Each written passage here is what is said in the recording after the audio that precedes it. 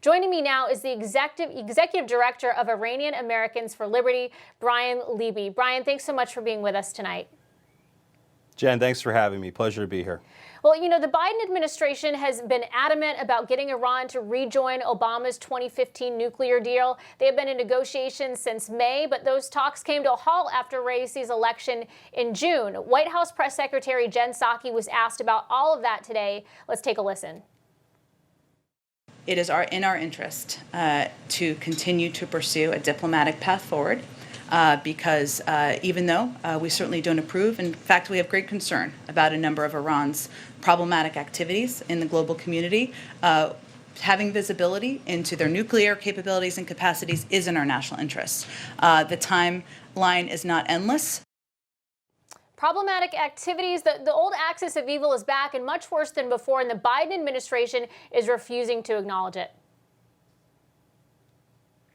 Yeah, and, you know, Jen just mentioned how it's in the best interest of this country for diplomacy with Iran. I beg to differ. I think diplomacy with the world's leading state sponsor of terrorism is not going to benefit the American people in any way, shape, or form. And let's talk for a second, Jen, about the inauguration of Abraham the Butcher Ra'isi today. It should be noted that in the front row, there were representatives, senior officials from Hamas, Hezbollah, Palestinian Jihad, and other terrorist organizations that the Iranian regime has been funding for decades. And who was right behind these terrorist organizations?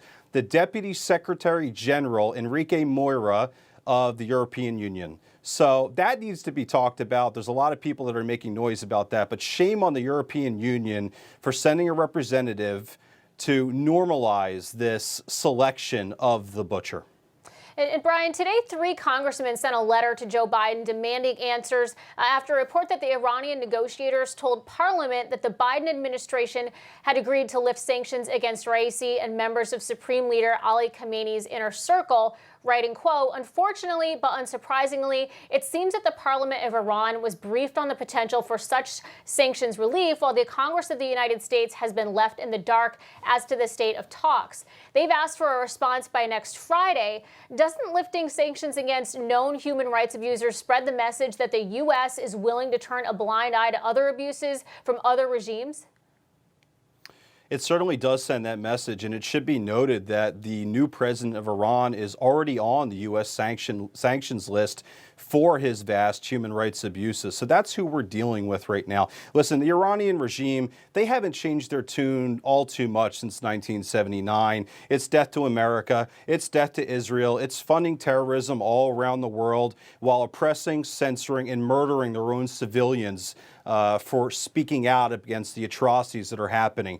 As we speak, there are Iranians that are taking to the streets right now to protest this dictator and this regime for little things like you and I and Americans and your listeners or viewers take for granted, going to the faucet and getting a drink of water, or turning on the light switch and having electricity. These are basic human rights that the people of Iran should have that right now they don't have, and they are protesting all throughout the country. President Biden needs to get tough on the Iranian regime, and more importantly, he needs to break his silence, Jen. He hasn't said a word.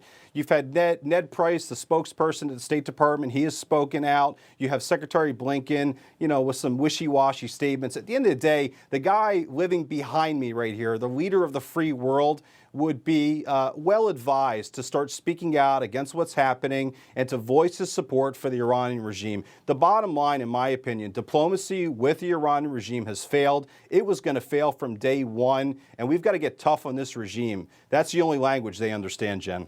Well, you know, further, Bryan, Iran is spinning more advanced centrifuges than ever before. They're generating uranium at near weapons-grade level for the first time. And Israel's prime minister claims Iran is just 10 weeks away from being able to develop a nuclear weapon. Now, because of that, Israel is ready. They're willing to attack. And the White House is talking about, quote, diplomacy being the answer. Iran responded today warning, don't test us. Is the time for diplomacy over?